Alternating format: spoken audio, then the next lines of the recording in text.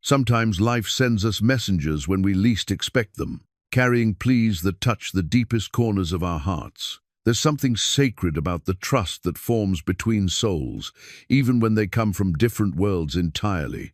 Colton Reeves was a weathered cowboy who thought he'd seen everything the Wyoming wilderness could offer. But two small bear cubs were about to prove him wrong. These little ones began following him every day, staying close but never approaching. Their eyes held something desperate, something that spoke to the part of him that understood what it meant to need help. When he finally followed them into the deep timber, what he found changed everything.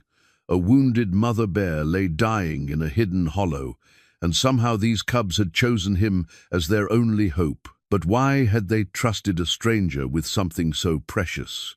Before we jump back in, tell us where you're tuning in from, and if this story touches you, make sure you're subscribed, because tomorrow I've saved something extra special for you.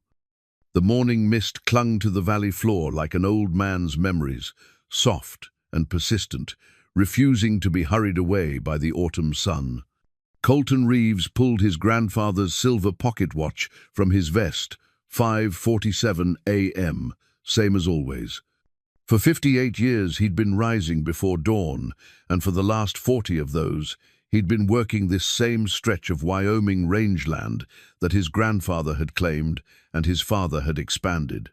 The watch caught the first light filtering through his kitchen window, its familiar weight a comfort in his weathered palm. The Reeves Ranch stretched across 12,000 acres of rolling hills and creek bottoms, bounded by the Bridger National Forest to the west and the Powder River to the east.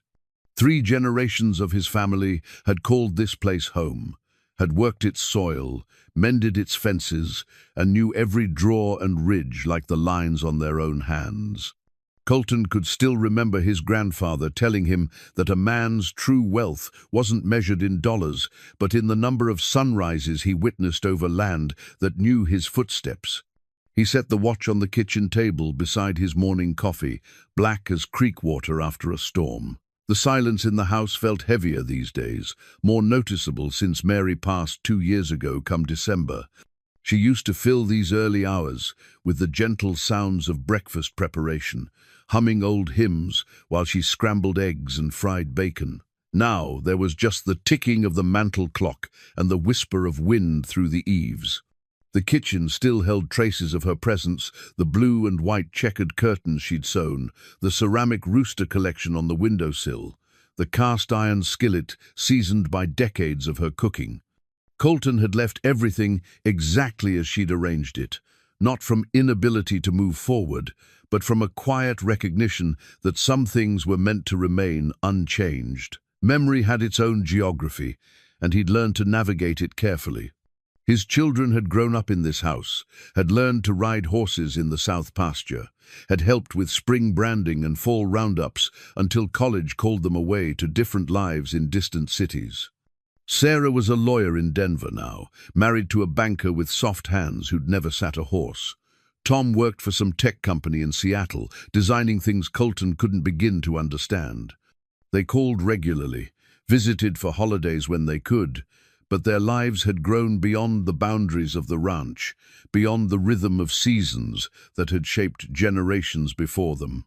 Colton finished his coffee and stepped onto the front porch, breathing in air that carried the scent of sage and the promise of frost. October in Wyoming painted the aspens gold and set the cottonwoods along the creek to rustling with their own quiet conversations.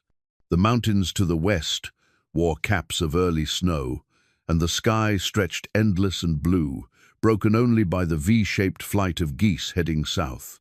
His border collie, Rex, appeared from wherever he'd been patrolling, tail wagging with the eternal optimism that came with the prospect of a day's work. Rex had been Mary's dog originally, a rescue from the animal shelter in town. But after her passing, the dog had attached himself to Colton with unwavering loyalty. Some grief, Colton had learned, was best shared. The barn held the familiar smells of leather and hay, of horses and the honest sweat of labor. Colton saddled Ranger, a 15-year-old quarter horse with intelligent eyes and the good sense to trust his rider's judgment. They'd been partners for 8 years now, long enough to develop the kind of understanding that didn't require words. Ranger knew the routine, as well as Colton did check the water tanks, inspect the fence lines, count the cattle, and keep an eye on the land that sustained them all.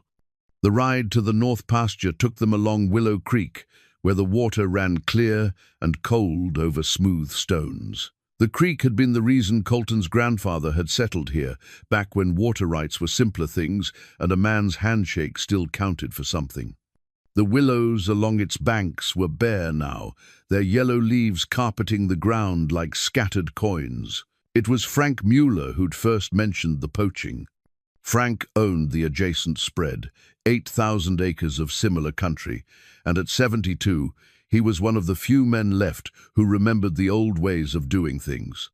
They'd met at the property line fence 2 weeks ago, and Frank had mentioned finding gut piles and blood trails where they shouldn't be, signs that someone was taking game illegally and leaving waste behind. "Ain't sport hunting," Frank had said, adjusting his battered hat against the sun. "Sport hunters clean their kills proper, take the meat. This is something else, something that don't sit right with a man's conscience." Colton had promised to keep his eyes open, though he'd hoped Frank's concerns were overblown. The National Forest drew its share of hunters each fall, and not all of them understood the ethics that came with taking life from the wild. But if Frank was worried, there was likely reason to be. The old rancher had an eye for trouble that came from decades of reading sign and understanding the natural order of things. Dr. Sarah Chen ran the veterinary practice in town, a 20-minute drive down a gravel road that wound through country where cell phone signals came and went, like evening shadows. She'd grown up in California, had come to Wyoming for veterinary school, and had surprised everyone by staying. She was 43, divorced, and had a way of talking to animals that suggested she understood their language better than most people understood English. Colton had known her for 5 years, ever since she'd helped birth a difficult calf during a spring blizzard. She'd worked in the barn by lamplight, her small hands sure and gentle, talking to the cow in soft tones that seemed to calm both mother and child. Since Mary's passing, Dr. Chen had made a point of stopping by the ranch more often than strictly necessary, checking on the horses, bringing supplies, and sharing a cup of coffee when time allowed. There was something between them, unspoken but acknowledged, a recognition of shared solitude, of two people who'd found themselves alone in country that was beautiful but unforgiving of loneliness. Neither had pushed the matter beyond friendship, but the possibility hung between them like morning mist, waiting for the right moment to either dissipate or settle into something more substantial. The day's work followed its familiar pattern, checking water levels, mending a section of fence where elk had pushed through, counting cattle to ensure none had wandered off or fallen prey to the coyotes that sang from the ridges each evening. It was honest work, the kind that left a man tired but satisfied, connected to the land in ways that city folk could never quite understand. But as the afternoon lengthened and the shadows grew longer, Colton found himself thinking about legacy, about what remained when a man's time was finished. His grandfather's watch ticked steadily in his vest pocket, marking time that seemed to move faster each year. The ranch would likely be sold when he was gone. Sarah and Tom had their own lives, their own dreams that didn't include 12,000 acres of Wyoming rangeland. The thought brought a sadness that settled in his chest, like cold weather moving in from the mountains. That evening, he sat on the front porch with Rex at his feet, watching the stars appear in a sky unmarked by city lights. The silence was profound, broken only by the distant call of an owl and the rustle of something moving through the grass. This was his world, his life, shaped by seasons and weather, by the needs of animals and the demands of land that asked much but gave back in ways that couldn't be measured in dollars. Somewhere in the darkness, he knew wild creatures were going about their ancient business, deer moving down to water, elk grazing in moonlit meadows, bears preparing for winter's long sleep. It was a world that operated by rules older than human understanding, governed by instincts and needs that connected all living things in ways both beautiful and harsh. As he prepared for bed, Colton found himself wondering what the next day would bring, unaware that it would introduce him to messengers whose trust would challenge everything he thought he knew about his purpose in this vast and lonely country. The morning that would change everything started like any other. Colton rode out at dawn with Rex trotting alongside Ranger, following the familiar path toward the creek, where the cattle liked to water. The air held that sharp clarity that came with October mornings, clean and cold enough to make a man's breath visible. Frost silvered the grass, and the aspens along the creek rustled their golden leaves like nature's own wind chimes. He was checking the salt licks in the north pasture when he first noticed them, two small, dark shapes moving through the timber about 50 yards away. At first glance, he took them for black bear cubs, which wouldn't be unusual this time of year. Bears were fattening up for winter, and mothers often brought their young down from the high country to forage in the creek bottoms, where the service, berries and rose hips grew thick. But something about their movement caught his attention. Instead of the random wandering typical of foraging bears, these two seemed to be moving with purpose, staying roughly parallel to his path. When he stopped to adjust a salt block, they stopped too. When he mounted Ranger and continued along the fence line, they resumed their shadowing movement through the trees. "What do you make of that, boy?" he asked Rex, who had noticed the cubs as well and was watching them with the alert attention of a dog whose herding instincts extended beyond cattle. Colton waved his hat in their direction and called out, hoping to spook them back toward their mother. Young bears could be dangerous if they became too comfortable around humans, and a protective mother bear was nothing to take lightly. But instead of running, the cubs sat down and watched him, their dark eyes fixed on his face with an intensity that seemed almost human. The bigger of the two, probably about 60 pounds and likely born the previous winter, took a few steps closer before stopping. Its sibling, smaller and more cautious, remained at the edge of the trees, but didn't retreat. There was something in their posture, in the way they held themselves, that spoke of more than mere curiosity. Colton had been around animals his entire life, had learned to read their body language the way some men read books, and what he saw in these cubs was something he'd never encountered before. They weren't afraid, exactly, but they weren't comfortable either. They seemed to be waiting for something, watching him with a patience that felt deliberate, purposeful. When he dismounted to get a better look, they remained motionless, except for their eyes, which tracked his every movement. "You two lost?" he called out, feeling somewhat foolish for talking to wild animals but unable to shake the feeling that they might somehow understand. "Your mama's probably looking for you." But as the morning progressed and he continued his rounds, the cubs continued to follow. They maintained their distance, never approaching close enough to be a threat, but never falling so far behind that they lost sight of him. It was unnerving in a way that had nothing to do with fear and everything to do with the unexpected. Rex seemed as puzzled by their behavior as Colton was. The dog's training told him to herd or chase, but something about the cubs' demeanor gave him pause. They weren't acting like prey animals, and they weren't acting aggressive. They were simply there, persistent and watchful, like mourners at a graveside. By midday, Colton had finished his usual circuit and was heading back toward the barn, hoping the cubs would lose interest and return to whatever wild business normally occupied their time. But as he unsaddled Ranger and turned him out to pasture, he could see the two small forms still visible at the tree line, still watching. The second day brought more of the same. The cubs appeared shortly after dawn, emerging from the timber as if they'd been waiting for him. They followed his entire morning routine, maintaining their respectful distance but never wavering in their attention. Colton found himself checking over his shoulder constantly, unnerved by their persistent presence. He mentioned it to Frank Mueller when they met at the fence line that afternoon. "Cubs following you?" Frank repeated, pushing his hat back and squinting toward the trees where the two bears sat like dark sentinels. That ain't natural behavior, Colt.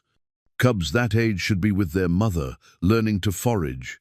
They shouldn't be wasting time following humans around. That's what's got me puzzled, Colton admitted. They're not begging for food, not acting aggressive, not even particularly afraid. It's like they're trying to tell me something. Frank studied the cubs for a long moment, his weathered face thoughtful. My grandfather used to tell stories about animals that came to humans for help. Said it happened during the big drought of '06, when the waterholes dried up and the deer would lead settlers to hidden springs. He paused, then shook his head. Course, those were just stories. That evening, Colton called Dr. Chen. Bear cubs following you? She repeated, and he could hear papers rustling in the background. How old would you estimate them to be? 6, maybe 8 months. Born this past winter, I'd guess. Big enough to be weaned, but still young enough to need their mother. And you haven't seen the mother at all? Not hide nor hair of her. That's what's got me concerned. Cubs that age shouldn't be on their own, and they sure shouldn't be fixated on a human. Dr. Chen was quiet for a moment. Colton, this might sound strange, but have you considered that they might be trying to show you something? I've seen dogs lead people to injured animals. Cats bring dead mice to their owners as gifts. Animals are smarter than we give them credit for, and they understand more about human behavior than most people realize. The third day dawned gray and cold, with clouds building over the mountains that promised the season's first real snow. The cubs were waiting for him as usual, but their behavior had changed subtly. Instead of simply following, they seemed more agitated, more insistent. The larger cub would walk a few steps in one direction, then stop and look back at Colton, as if waiting for him to follow. "You want me to come with you?" Colton said aloud, feeling the words as strange as they sounded. But there was no denying what he was seeing. The cubs were trying to lead him somewhere. His rational mind told him this was foolishness, that wild animals didn't seek out human help, that he was projecting human emotions onto creatures that operated purely on instinct. But 40 years of ranching had taught him to trust his observations, and what he observed was 2 young bears who seemed desperate to communicate something they couldn't express in words. Rex whined softly, looking from Colton to the cubs and back again. The dog's instincts were telling him the same thing. These animals wanted something, needed something, and somehow they'd decided that Colton was the one who could provide it.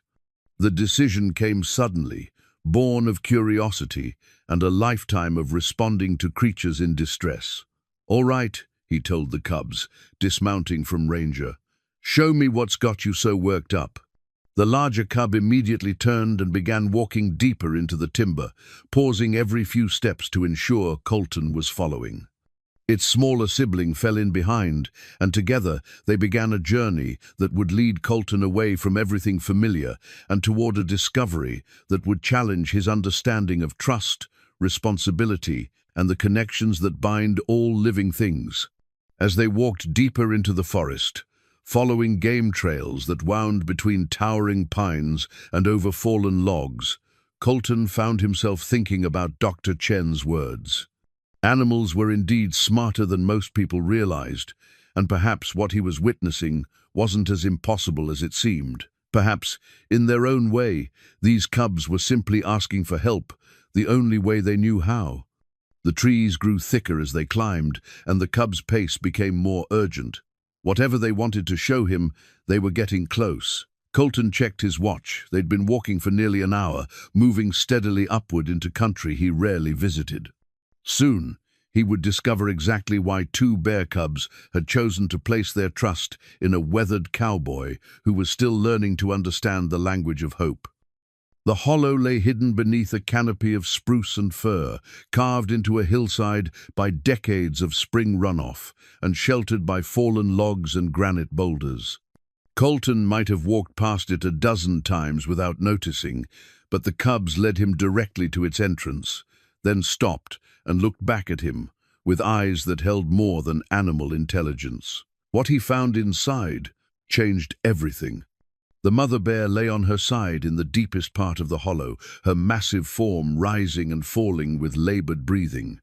Even in the dim light filtering through the trees, Colton could see the dark stain of blood matting the fur along her shoulder, could smell the sharp scent of infection beginning to set in.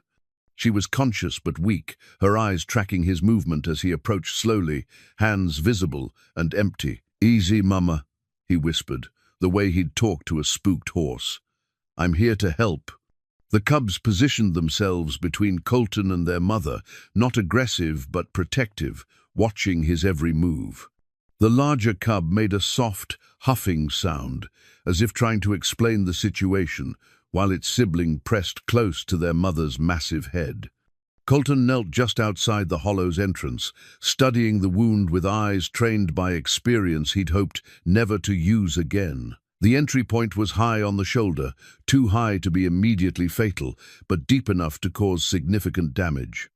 The bullet had passed through cleanly. He could see the exit wound on the far side, but infection was already setting in around the ragged edges. Memories flooded back unbidden, dragging him to rice paddies and jungle clearings where young men bled into foreign soil.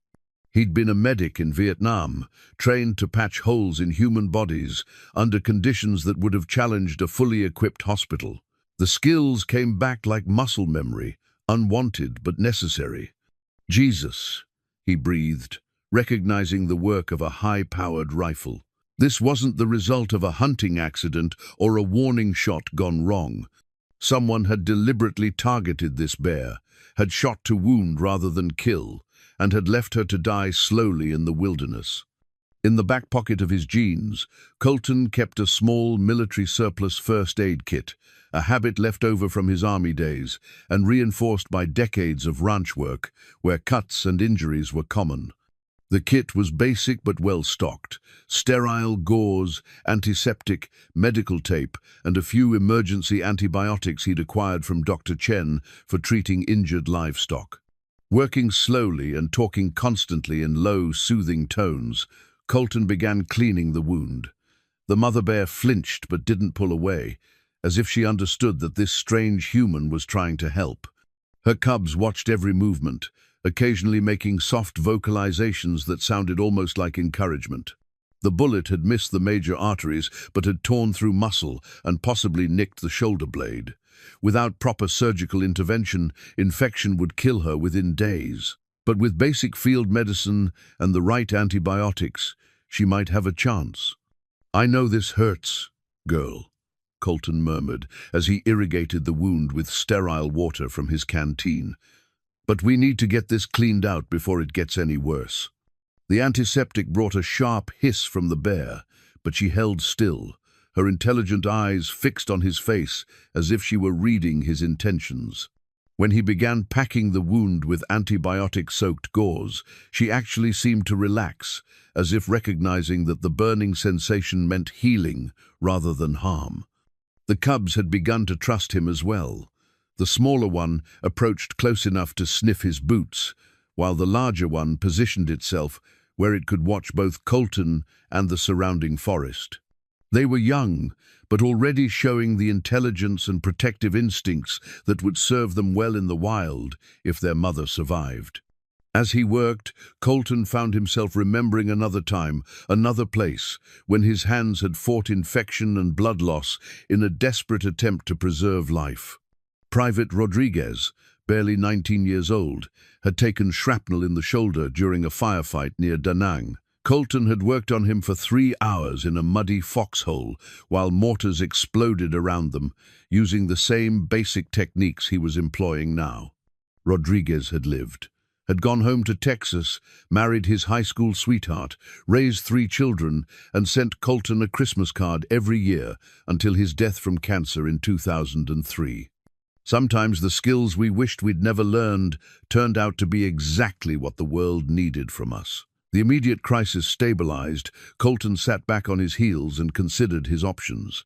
The mother bear needed more than basic field medicine. She needed antibiotics, proper wound care, and time to heal in safety. The cubs needed their mother, but they also needed food and protection while she recovered. Leaving them here alone was tantamount to signing their death warrant. The smell of blood would attract coyotes and mountain lions, predators that wouldn't hesitate to take advantage of a weakened bear and defenseless cubs. But moving the mother bear was impossible. She weighed at least 300 pounds and was in no condition to travel, which left only one option: staying with them. The rational part of his mind catalogued all the reasons this was a terrible idea. He had cattle to tend, fence to mend, and winter preparations to complete. Frank Mueller would worry when he didn't return, and Dr. Chen might stop by the ranch to find him missing. His cell phone had no signal this deep in the timber, and he'd told no one where he was going. But as he looked at the mother bear's trusting eyes and her cub's patient vigil, rationality seemed less important than responsibility. These animals had sought his help, had somehow recognized that he possessed the skills and compassion necessary to save their family. To abandon them now would be to betray a trust more sacred than any human contract. "Looks like we're camping out tonight," he told the cubs, who seemed to understand that he'd made a commitment. The larger one actually approached close enough to sniff his hand, a gesture of acceptance that touched something deep in Colton's chest. As the afternoon light began to fade, he set up a basic camp just outside the hollow. Using his belt knife, he cut pine boughs for a bed and gathered deadfall for a small fire that would provide warmth and keep larger predators at bay. The cubs settled down near their mother, but they kept one eye on Colton, as if making sure their unlikely ally wasn't planning to disappear in the night. The mother bear's breathing had steadied, and the bleeding had stopped. She would need more antibiotics and proper veterinary care, but for now, she was stable. The cubs would need food soon at their age. They were still nursing but also beginning to eat solid food. Tomorrow would bring new challenges, but tonight they were all alive and together. As darkness settled over the forest and the first stars appeared through the canopy overhead, Colton found himself thinking about Mary and how she would have reacted to this situation. She'd always had a soft spot for injured creatures, had nursed countless orphaned animals back to health over the years. She would have stayed too, would have understood that some responsibilities transcend convenience and safety. The fire crackled softly, and somewhere in the distance, an owl called to its mate. It was going to be a long night, but for the first time in months, Colton felt like he was exactly where he needed to be. Dawn came slowly to the hollow, filtered through pine needles and accompanied by the soft sounds of forest awakening. Colton had slept fitfully, waking every hour to check on the mother bear and add wood to the fire. His back ached from sleeping on pine boughs, and his joints protested the cold. But the bear family was alive, and that was what mattered. The mother bear's breathing was stronger this morning, though she remained weak and largely immobile. The cubs had spent the night pressed against her massive form, drawing comfort from her warmth and presence. As Colton stirred the coals back to life, both young bears watched him with the careful attention of creatures who had learned to trust but hadn't forgotten to be cautious. "Morning, folks," he said quietly, checking his supplies. The basic first aid kit had served its purpose, but what the mother bear really needed was proper veterinary care, antibiotics, IV fluids, and professional wound management. That meant a trip back to the ranch for supplies, and it meant bringing Dr. Chen into the situation. As he reached for his wallet to find her business card, his fingers brushed against something else, a small, faded photograph of Mary, taken the summer before she died. She was kneeling beside a fawn that had been orphaned by a car strike, bottle-feeding it with the infinite patience she brought to all injured creatures. Her smile in the photograph was gentle and knowing, as if she understood something about compassion that the rest of the world was still learning. The memory hit him harder than expected. Mary would have known exactly what to do in this situation. She'd nursed injured wildlife back to health more times than he could count, had a gift for reading what animals needed and providing it without hesitation. She would have stayed the night too, would have understood that some responsibilities couldn't be delegated or postponed. "What would you do, sweetheart?" he whispered to the photograph, though he already knew the answer. Mary would have done exactly what he was planning to do, whatever it took to save this family. The larger cub had ventured closer during his moment of reflection, drawn perhaps by the subdued tone of his voice. It sat just out of arm's reach, studying his face with dark eyes that seemed to hold depths of understanding. When Colton extended his hand slowly, palm up, the cub approached cautiously and touched its nose to his fingers. The contact was electric, warm, wet, and utterly trusting. For a moment, man and bear simply regarded each other, two species separated by evolution but connected by something more fundamental than genetics. The cub's acceptance felt like a benediction, a sign that he'd been deemed worthy of their faith. "I'll be back," he promised the bear family, and meant it with every fiber of his being. The hike back to where he'd left Ranger took 40 minutes through country that seemed different now that he knew it sheltered this wounded family. Every broken branch, every disturbed patch of ground took on new significance.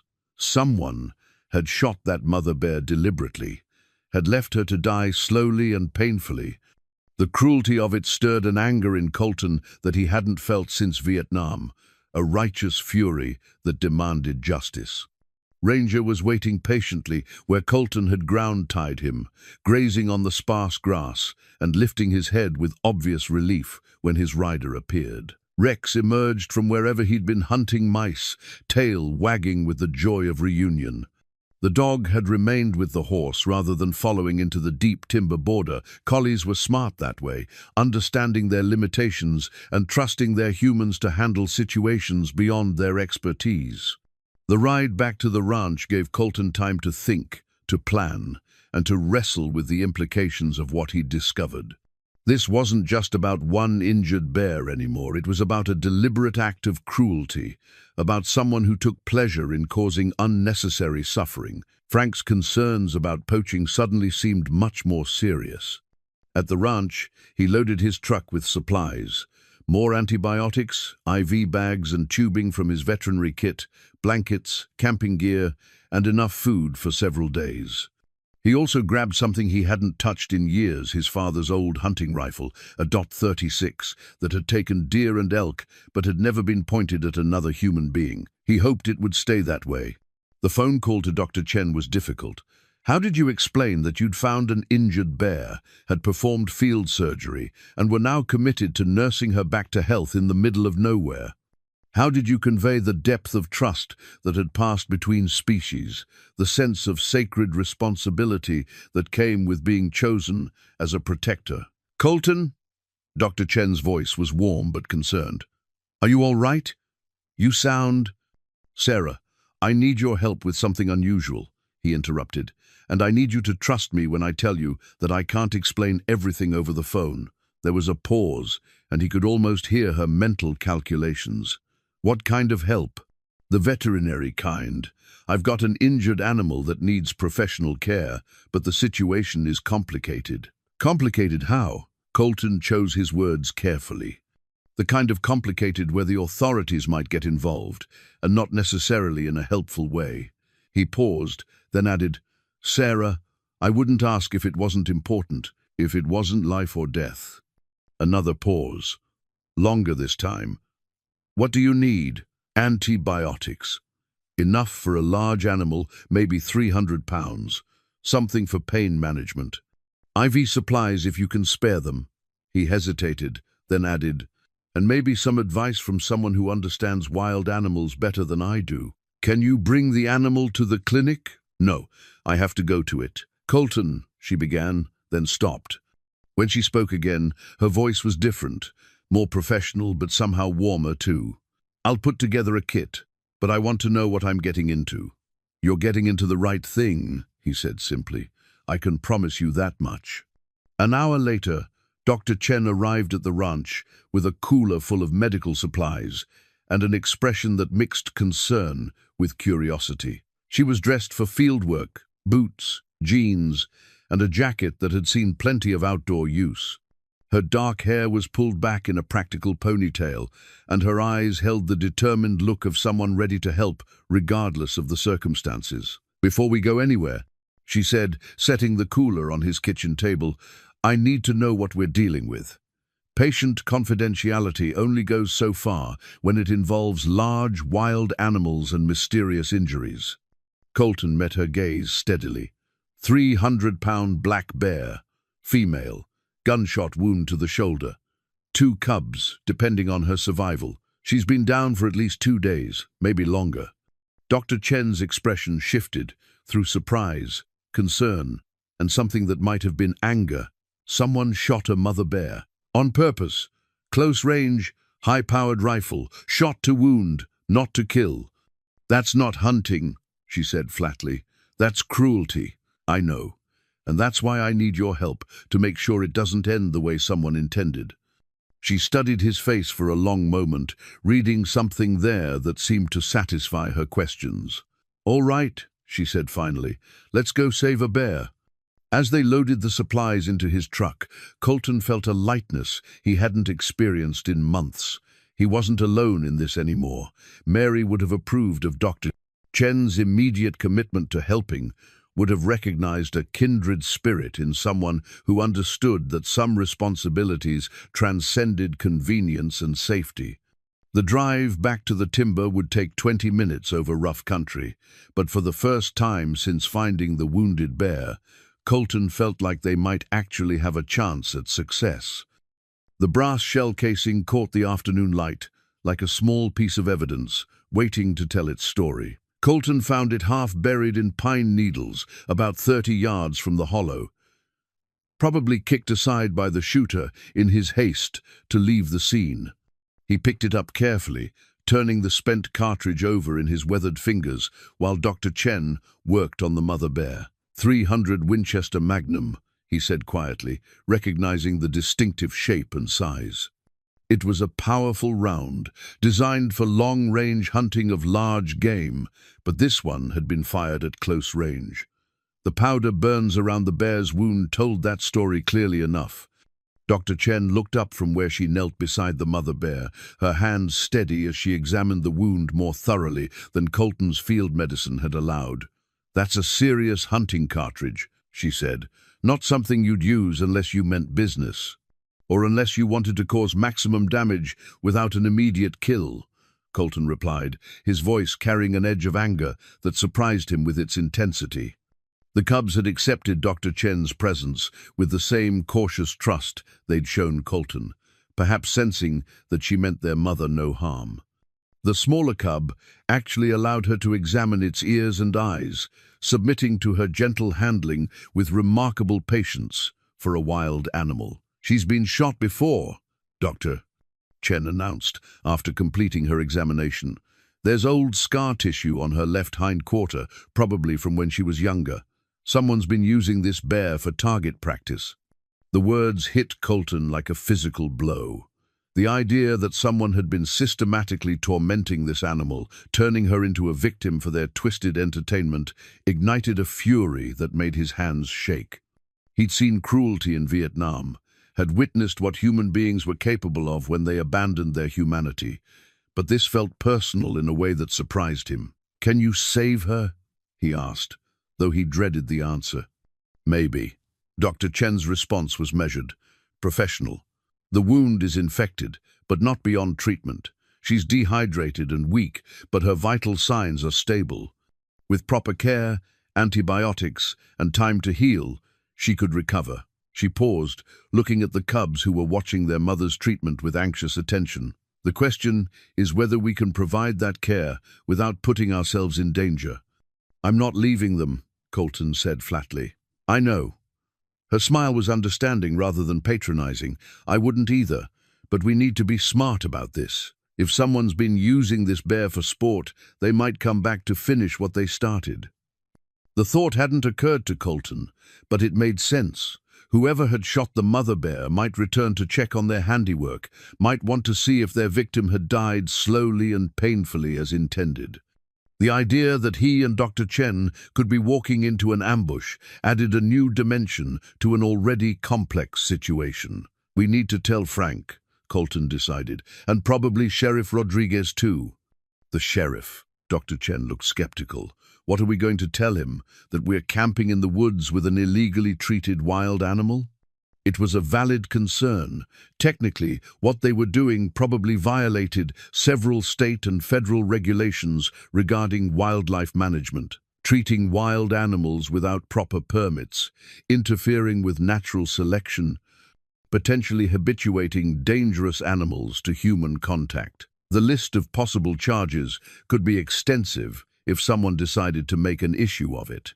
But Colton had spent his entire life in this county, had known Sheriff Rodriguez since the man was a deputy fresh out of the academy. There were laws, and then there was justice, and sometimes the two didn't align perfectly. "I'll call Frank first," Colton said. "He's got a right to know there might be dangerous people operating on property adjacent to his ranch. As for the sheriff," he paused, considering, "Rodriguez is a good man. He'll understand the difference between helping an injured animal and breaking the law for profit." Dr. Chen began preparing an IV line for the mother bear, her movements efficient and confident despite the unusual circumstances. "We're going to need someone to watch our backs," she said. "If these poachers are organized enough to use tracking equipment, they're probably not going to be scared off by a couple of middle-aged civilians with good intentions." The observation was sobering but accurate. Colton was 58, Dr. Chen was 43, and neither of them was equipped for a confrontation with armed criminals. But they were also the only hope this bear family had, and abandoning them wasn't an option either of them was willing to consider. "One step at a time," Colton said, watching as Dr. Chen gently inserted the IV needle into the mother bear's front leg. The bear flinched but didn't pull away, as if she understood that the temporary discomfort meant healing and hope. The cubs had positioned themselves where they could watch the proceedings while maintaining a clear escape route, young but already wise in the ways of survival. The larger cub had begun to show signs of protectiveness toward both Colton and Dr. Chen, occasionally huffing softly when birds or squirrels approached too closely, as if it had appointed itself guardian of this unlikely alliance. As the afternoon wore on and the mother bear began to show signs of improvement from the IV fluids and antibiotics, Colton found himself studying the surrounding area with new eyes. The hollow was well concealed, but not impossible to find if someone knew what to look for. The poachers had obviously located it once they could do so again, which meant that recovery location might need to be moved, despite the difficulty and risk involved in transporting a 300-pound wild animal. The thought of loading an injured bear into his truck struck him as both logistically challenging and potentially suicidal, but staying in a location known to dangerous criminals seemed equally unwise. "Sarah," he said quietly, using her first name without thinking about it, "what do you know about moving large animals?" She looked up from adjusting the IV drip rate. "Professionally or practically?" "Both. Professionally, you sedate them heavily and use specialized equipment operated by trained personnel." She paused, studying his face. "Practically, you're talking about something that could get us all killed, but it could be done. Maybe, with the right drugs, the right equipment, and a lot of luck." She was quiet for a moment, then added, "Why? What are you thinking?" Colton showed her the brass casing, explaining his concerns about the poachers returning to check their work. As he spoke, he watched understanding dawn in her eyes, followed quickly by the same protective anger that had been driving his own decisions. "There's another problem," she said slowly. "If we move her, we need somewhere safe to take her, somewhere the cubs can learn to be wild again once she's healed." It was a good point, and one that brought the larger implications of their situation into sharp focus. They weren't just saving an injured animal, they were protecting a family, preserving a piece of wilderness that belonged to forces older and more important than human law or convenience. "I might know a place," Colton said, thinking of the remote canyon on the backside of his property, where he'd never run cattle, where the springs ran year-round, and the forest was thick enough to hide a family of bears from anyone who might wish them harm. Through his father's old binoculars, Colton could see the tire tracks as clearly as if they'd been drawn with chalk on dark paper. The tracks led from a logging road about half a mile away, winding through the timber in a path that suggested the driver knew exactly where he was going. Someone had been here recently, within the last few days, judging by the clarity of the impressions in the soft earth. Professional, Dr. Chen observed quietly, studying the tracks through her own compact field glasses. See how they backed out. They didn't want to get trapped by terrain or weather. This wasn't some drunk weekend warrior taking potshots at wildlife. The mother bear was showing remarkable improvement after 18 hours of IV fluids and antibiotics. She could lift her head now, could move her injured shoulder slightly without obvious pain. The cubs had begun ranging farther from her side, testing their confidence in this new arrangement where humans seemed to help rather than harm. But the tire tracks changed everything. They spoke of organization, planning, and the kind of methodical cruelty that came from people who treated suffering as entertainment. Colton had seen similar tracks around other remote areas of his property over the past few weeks, places where elk gathered, where deer came to water, where families of wildlife lived their ancient lives according to rhythms older than human settlement. "We need backup," he said, lowering the binoculars and meeting Dr. Chen's concerned gaze. "This is bigger than one injured bear." The phone call to Frank Mueller was brief and to the point. Frank listened without interruption as Colton described the wounded bear, the evidence of systematic poaching, and the tire tracks that suggested an organized operation. "I'll be there in an hour," Frank said simply, "and I'm bringing some insurance." Sheriff Rodriguez was a different conversation entirely. Pete Rodriguez had grown up in the county, had known Colton since they were both young men figuring out their places in the world.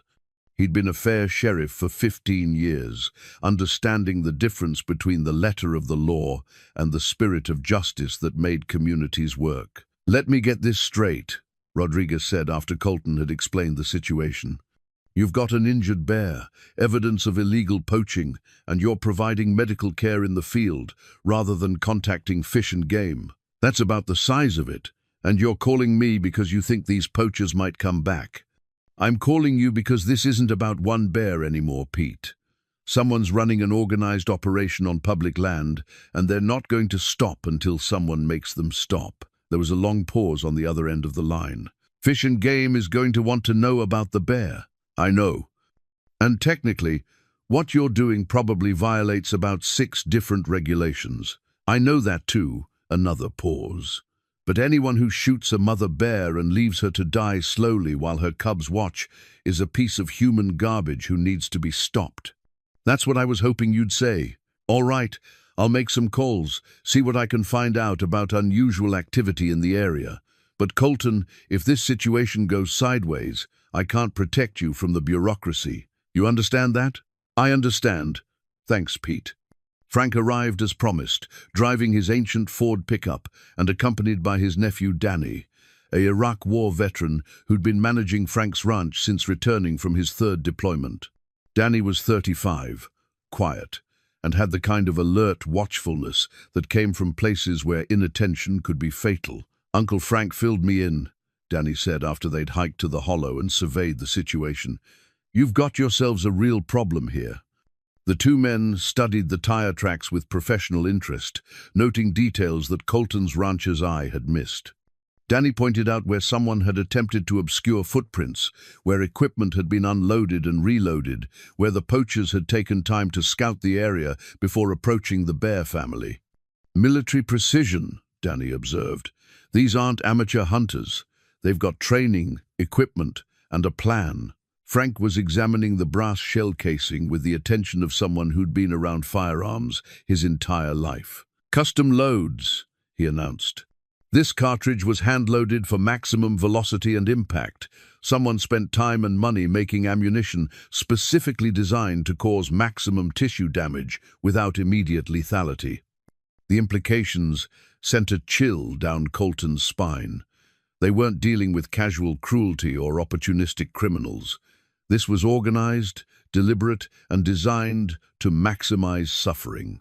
Dr. Chen emerged from the hollow where she'd been checking on the mother bear. "She's ready to move," she announced, Not easily, and not without risk, but she's strong enough to survive transport if we're careful. Move her where? Frank asked. Colton had been thinking about that question since discovering the tire tracks. His ranch had several remote areas that would provide safety and seclusion, but moving a 300-pound wild animal required planning, equipment, and considerable risk. "There's a box canyon on the back of my property," he said slowly. "Natural springs, thick timber, only one way in or out.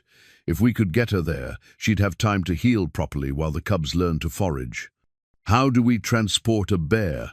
Dr. Chen asked practically. Danny had been studying the terrain with tactical eyes. "Truck bed with a cage, probably. Sedate her heavily, move fast, pray she doesn't wake up angry." He paused, then added, "I've got a friend who works for Fish and Game. Might be able to borrow some equipment if we ask nice." "Won't that create problems with the authorities?" Colton asked. "Depends on how we ask," Danny replied with a slight smile. "My friend Jake understands the difference between following regulations and doing the right thing." As evening approached and the forest settled into its nighttime rhythms, the group established a more substantial camp. Frank and Danny had brought military surplus gear that transformed their presence from temporary to semi-permanent. Motion sensors around the perimeter would alert them to approaching vehicles or large animals. Night vision equipment would let them monitor the surrounding area without revealing their position. The cubs had begun to accept the expanded human presence with remarkable adaptability. The smaller one had even approached Frank during the afternoon, drawn by the old rancher's patient stillness and gentle voice. It was a sign of trust that spoke to something fundamental about the relationship between humans and the wild creatures that shared their world. "They know we're trying to help," Dr. Chen observed, watching the larger cub settle down near the fire for warmth. "Animals are better judges of character than most people realize."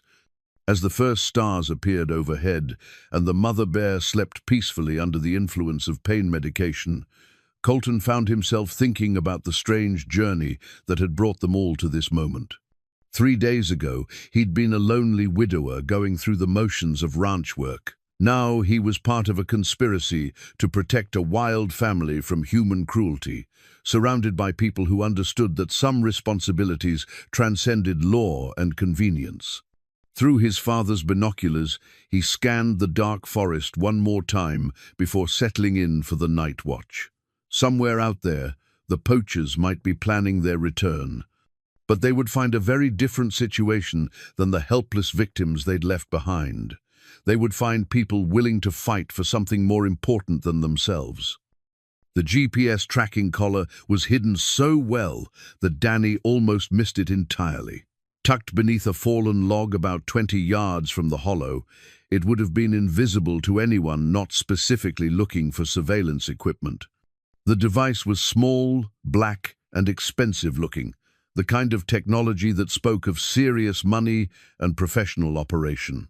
"Son of a bitch," Danny breathed, carefully extracting the collar without touching it directly. "They've been tracking her movements." Dr. Chen looked up from where she was preparing the mother bear for transport. "Tracking what movements?" "The bear family. This collar was designed to monitor their location in real time." Danny examined the device with the careful attention of someone who'd encountered similar technology in military operations. "See this antenna array? This thing can transmit location data to receivers up to 50 miles away." The implications hit Colton like a physical blow. "They weren't randomly hunting," he said slowly. "They were farming."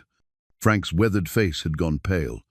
"Farming, using the bears like livestock," Colton explained, the full horror of the situation becoming clear. "Track them, wound them periodically to create stress and fear, then hunt them again when they'd recovered enough to provide sport." Dr. Chen's hands had stopped moving entirely. "That's not hunting, that's torture." Danny was studying the collar more closely, his expression growing darker by the moment. "There's more. See these ports? This collar was designed to deliver something, probably tranquilizers or other drugs. They could sedate the bears remotely, move them to different locations, control their behavior entirely."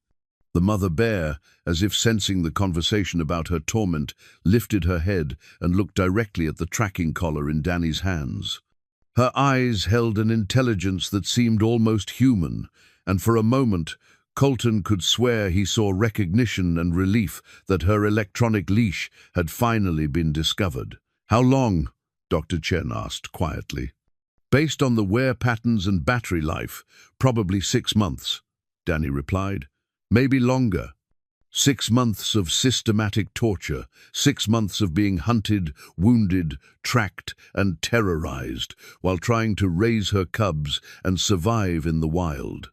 The cruelty was beyond anything Colton had imagined possible, even after his experiences in Vietnam. But the discovery of the collar also explained something that had been puzzling him since the beginning: why the cubs had sought him out specifically.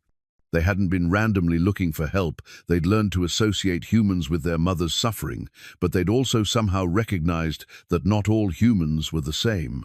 "They chose me," he said aloud, the realization carrying a weight that made his chest tight. Somehow, these cubs understood the difference between the people who'd been hurting their mother and someone who might help.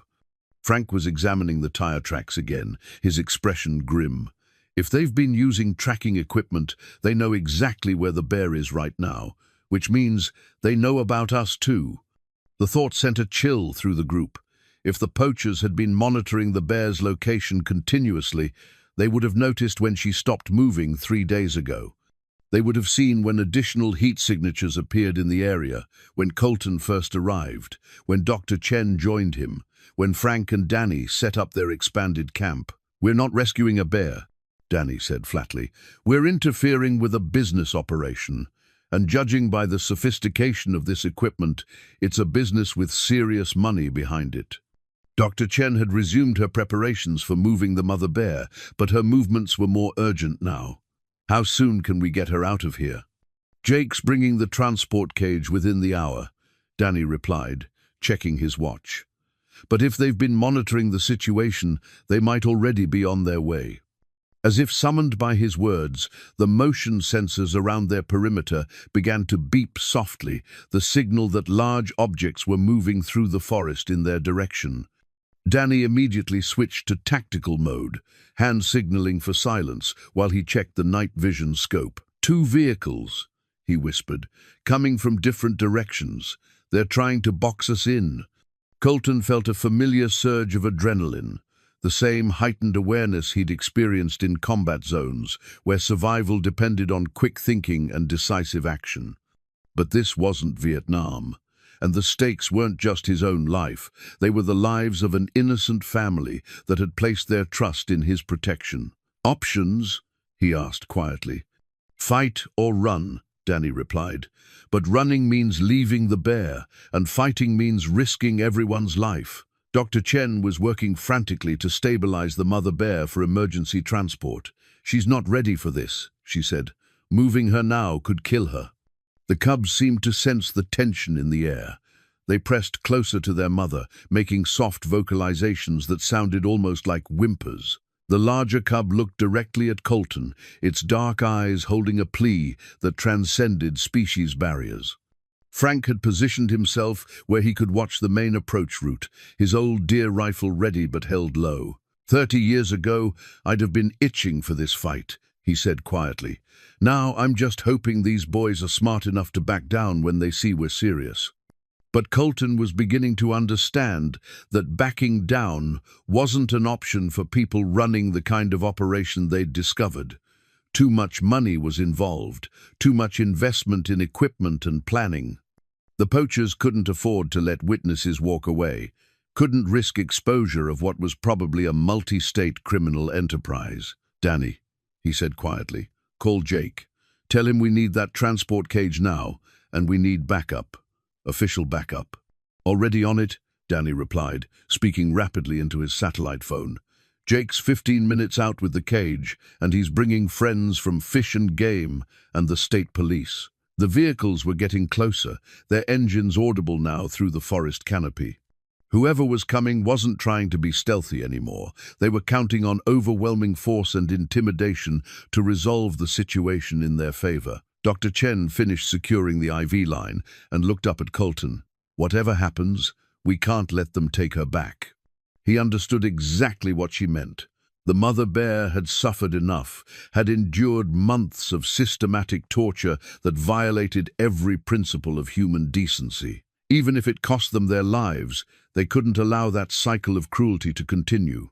"We won't," he promised, and meant it with every fiber of his being. The cubs seemed to understand that their world was about to change again. But instead of cowering in fear, as they might have done 3 days ago, they positioned themselves protectively near their mother and looked to the humans who had earned their trust. It was a moment of absolute faith that cut through Colton's heart like a blade.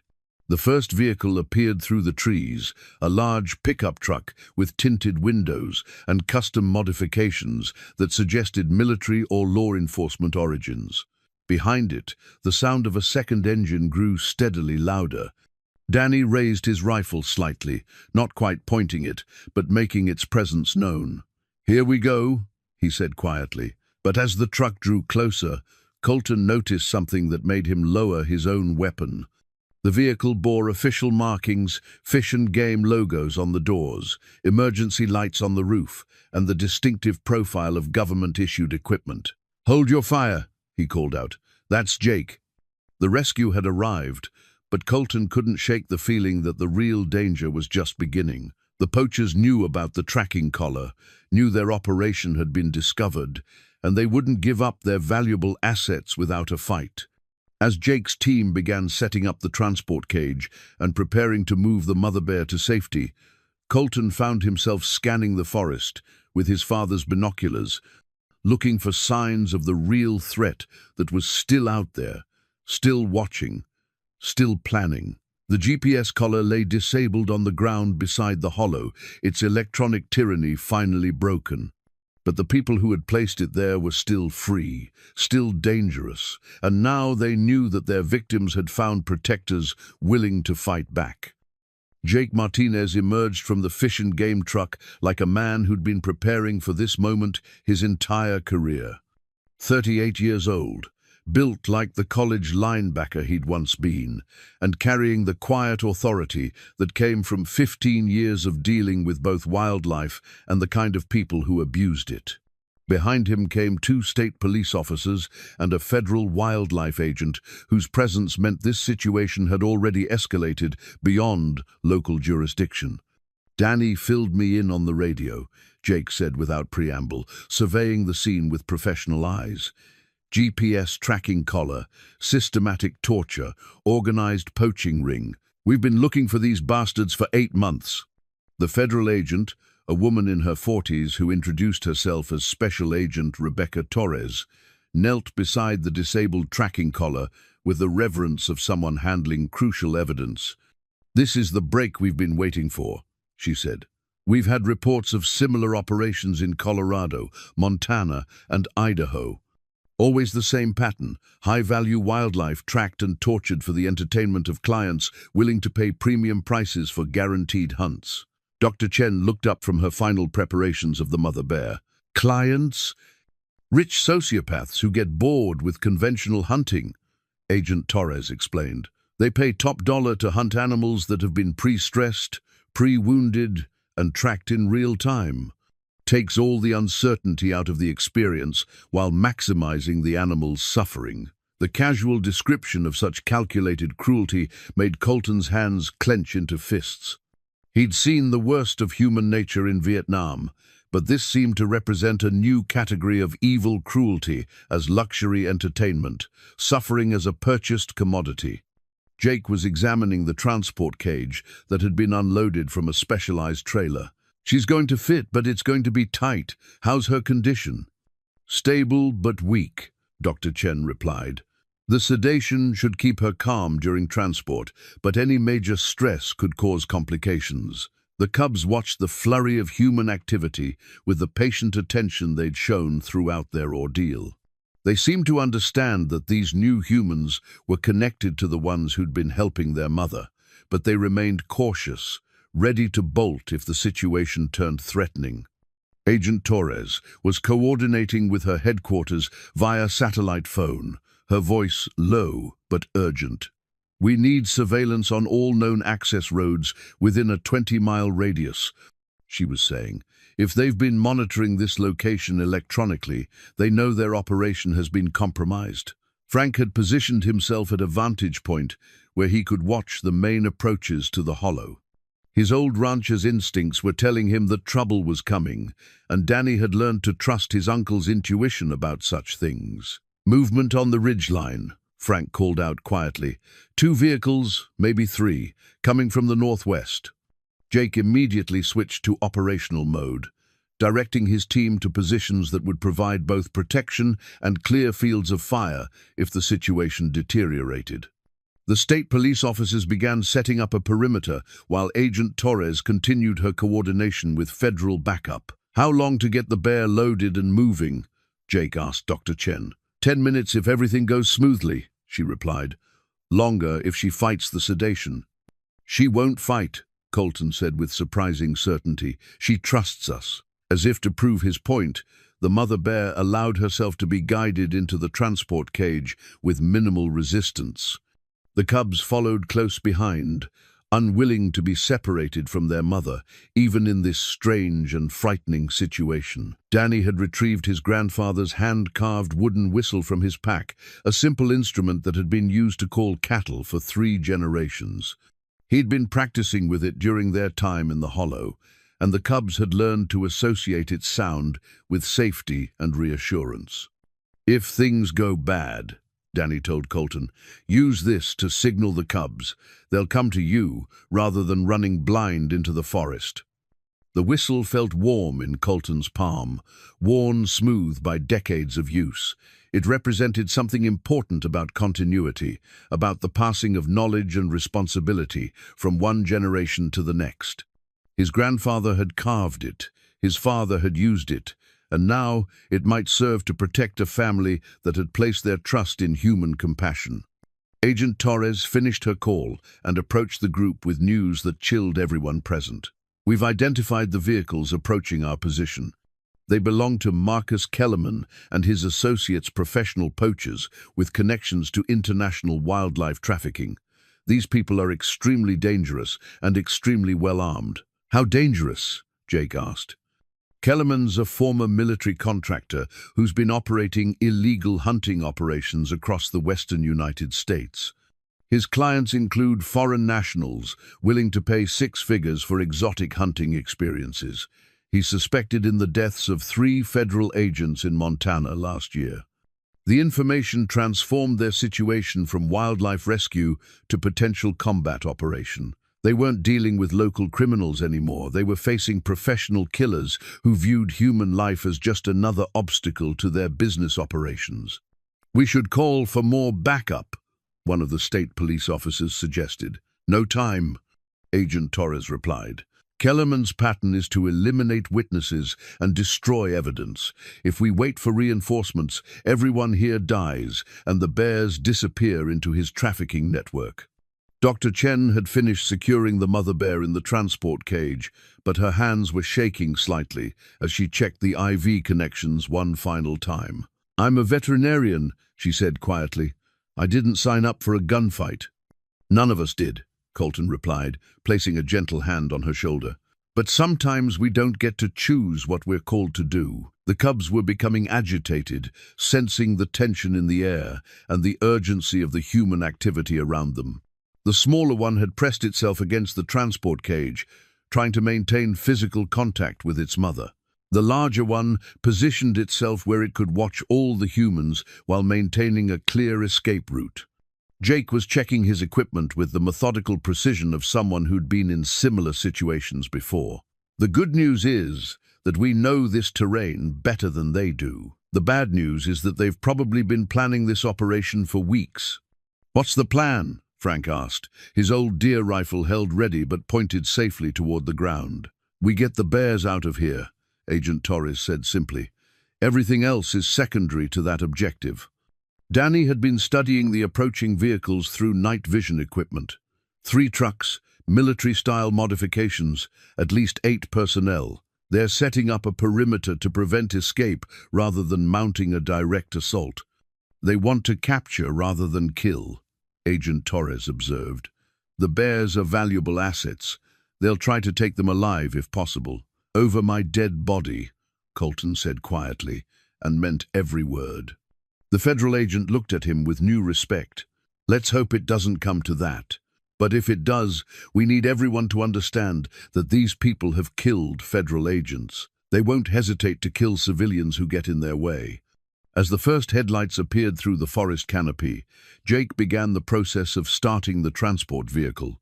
The engine turned over with a reassuring rumble, but everyone present understood that getting out of the hollow would require navigating past armed criminals who had no intention of letting their valuable assets escape. Agent Torres was speaking rapidly into her radio, calling in air support and additional federal units, but everyone knew that help was still hours away. Whatever happened in the next 30 minutes would determine whether the Bear family lived or died, whether justice prevailed or cruelty triumphed. Colton found himself thinking about Mary and what she would have done in this situation. She would have been afraid any sane person would be afraid, but she wouldn't have backed down. She would have understood that some things were worth risking everything to protect.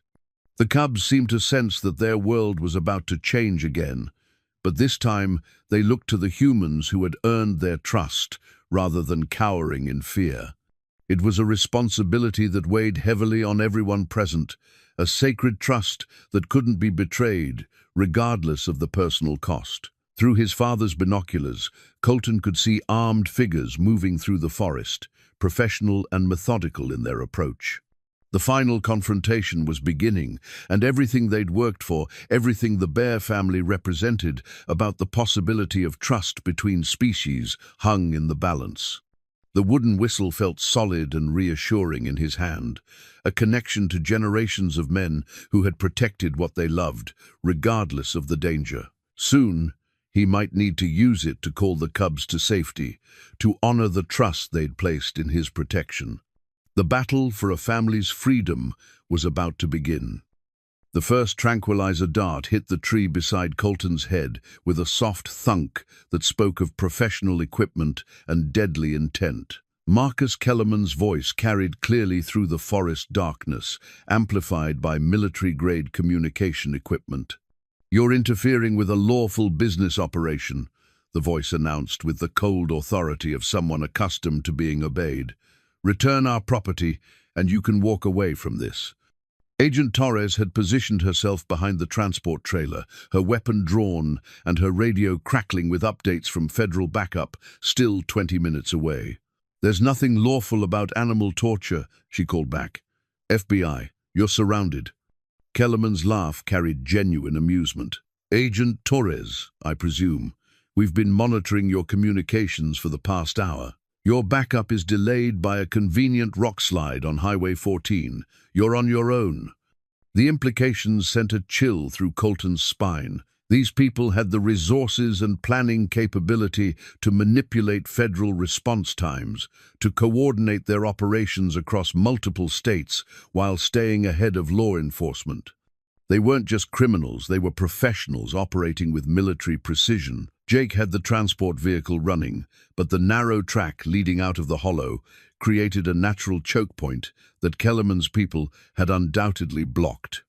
The mother bear was secure in her cage, but the cubs were becoming increasingly agitated as the smell of strange humans filled the air. "Movement on the south ridge," Danny reported from his position near the perimeter sensors. "4 personnel with night vision and what looks like capture equipment. They're trying to box us in." Dr. Chen was crouched beside the transport cage, speaking softly to the mother bear in tones meant to calm both the animal and herself. The bear's eyes were alert despite the sedation, tracking the movement of armed figures through the trees with the intelligence of a creature that had learned to associate humans with pain and fear. Colton found himself holding his grandfather's Colt .45 revolver, a weapon he'd hoped never to use against another human being.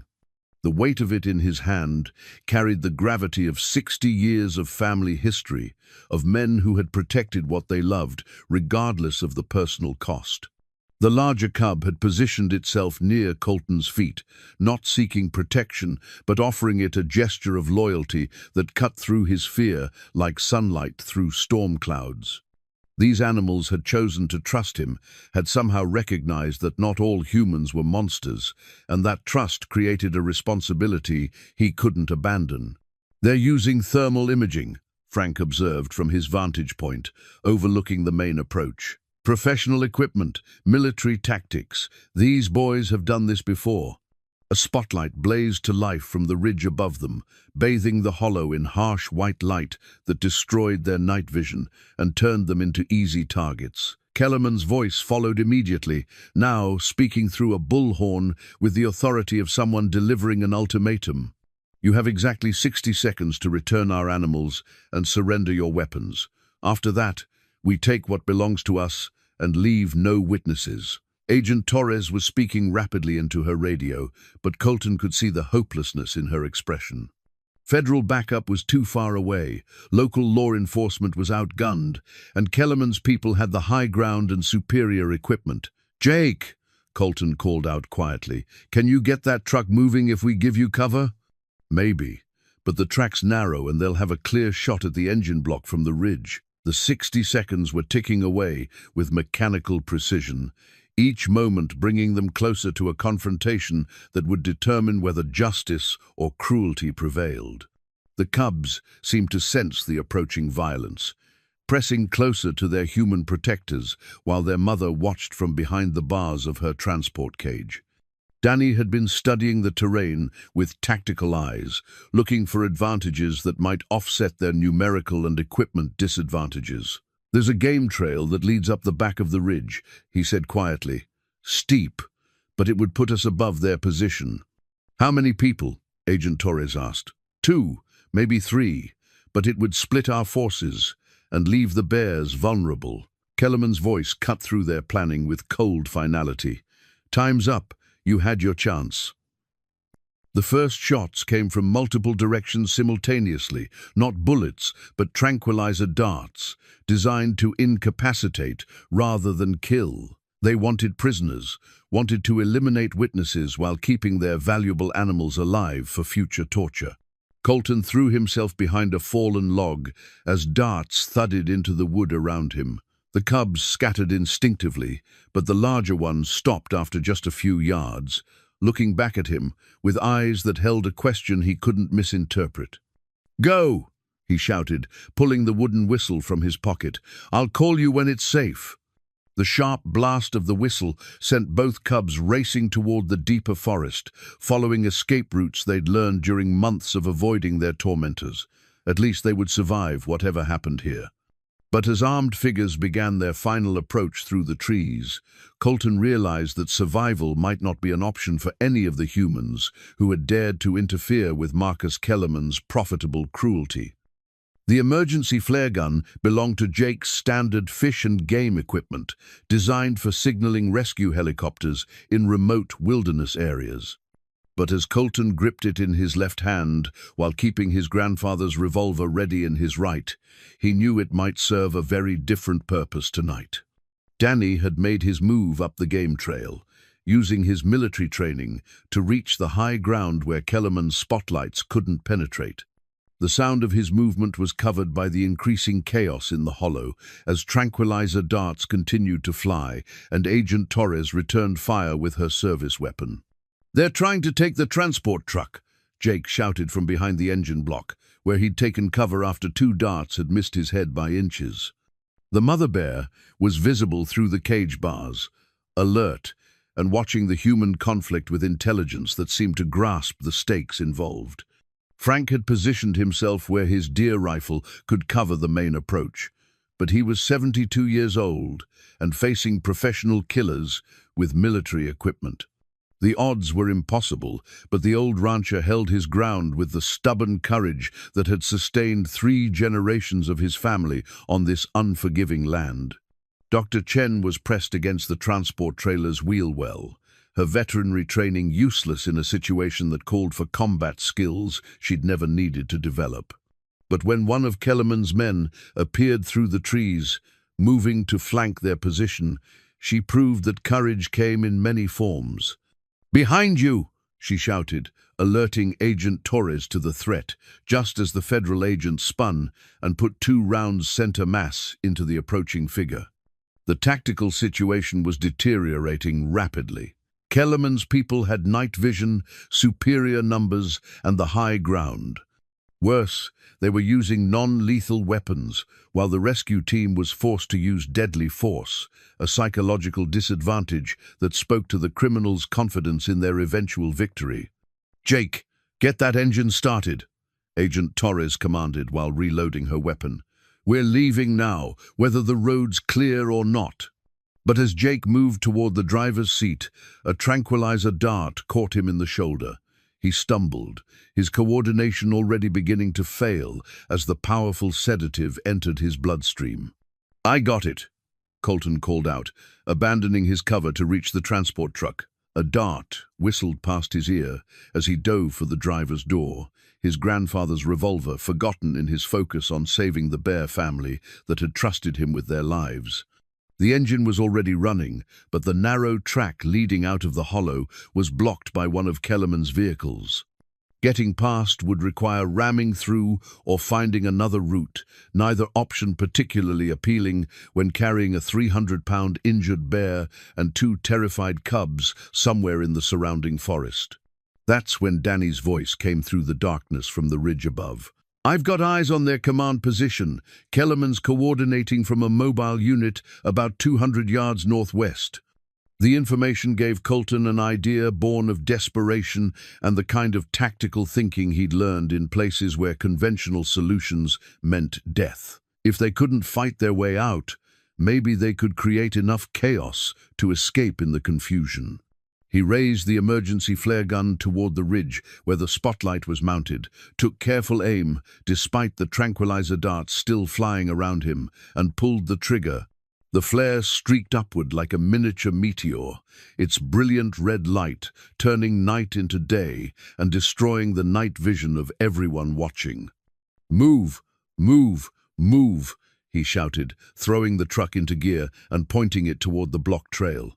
Behind him, Agent Torres and Dr. Chen scrambled into the transport compartment while Frank provided covering fire from his position near the tree line. The truck lurched forward just as the flare reached its peak brightness, casting weird shadows through the forest and temporarily blinding Kellerman's spotters. Colton aimed for the gap between 2 pine trees, knowing that the trailer carrying the mother bear would either make it through or be torn apart by the impact. Metal screamed against bark as the trailer scraped between the trees, but it held together long enough to clear the obstacle. The mother bear was thrown against the side of her cage, but remained conscious, her dark eyes fixed on Colton's face in the rearview mirror as if she understood that this wild ride was her ticket to freedom. Behind them, automatic weapons fire erupted as Kellerman's people realized their prey was escaping. Bullets shattered the truck's rear window and punched holes in the trailer's side panels, but the vehicle's momentum carried them through the worst of the ambush.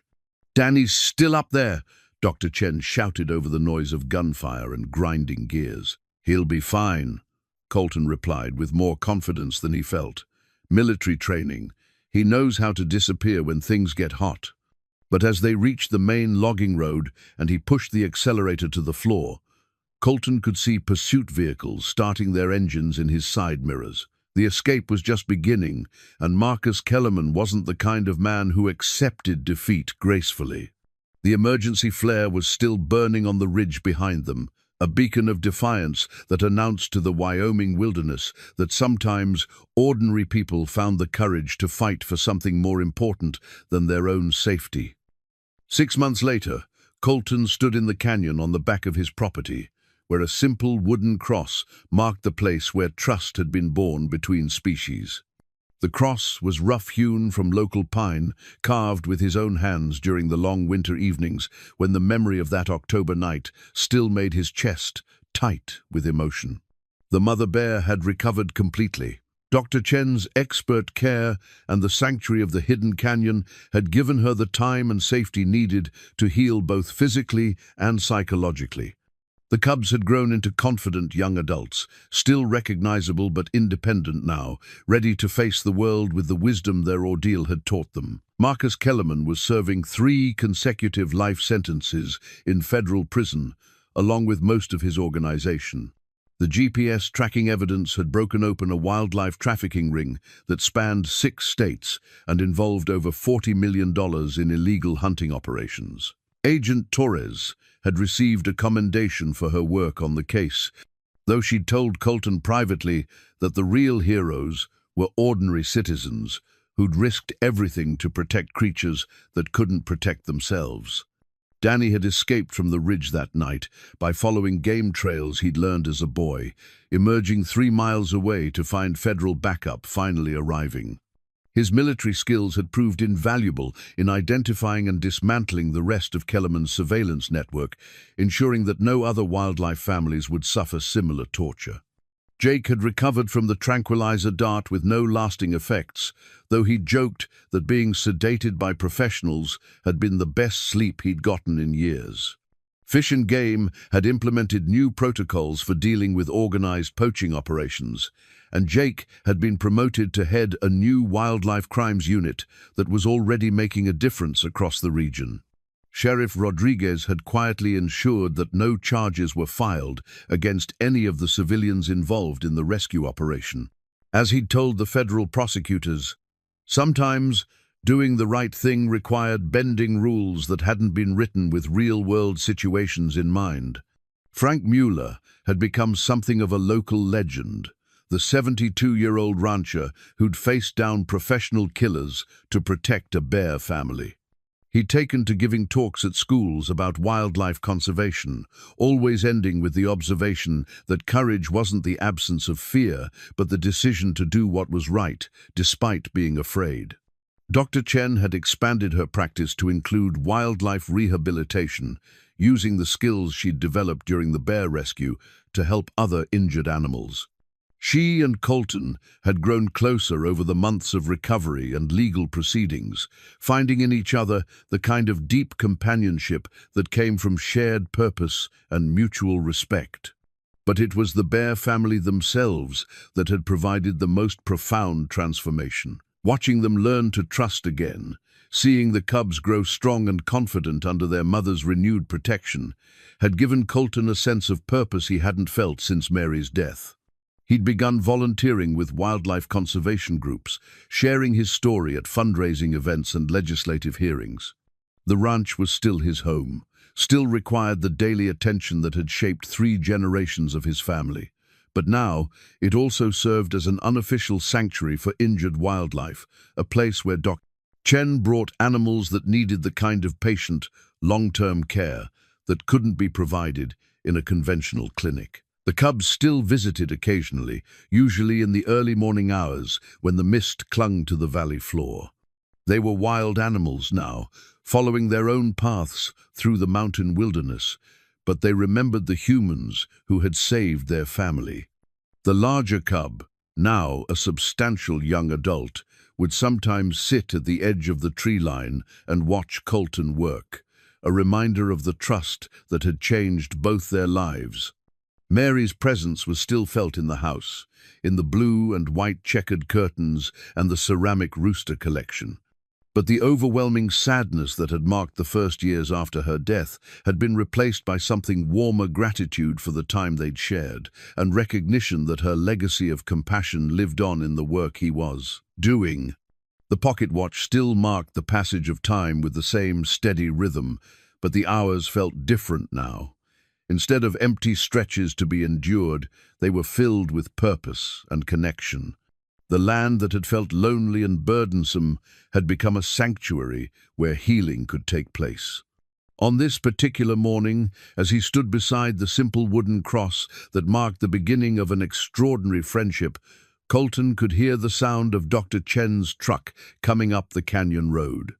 She was bringing another patient, a young elk that had been injured by poachers operating in Colorado, part of Kellerman's network that was still being dismantled.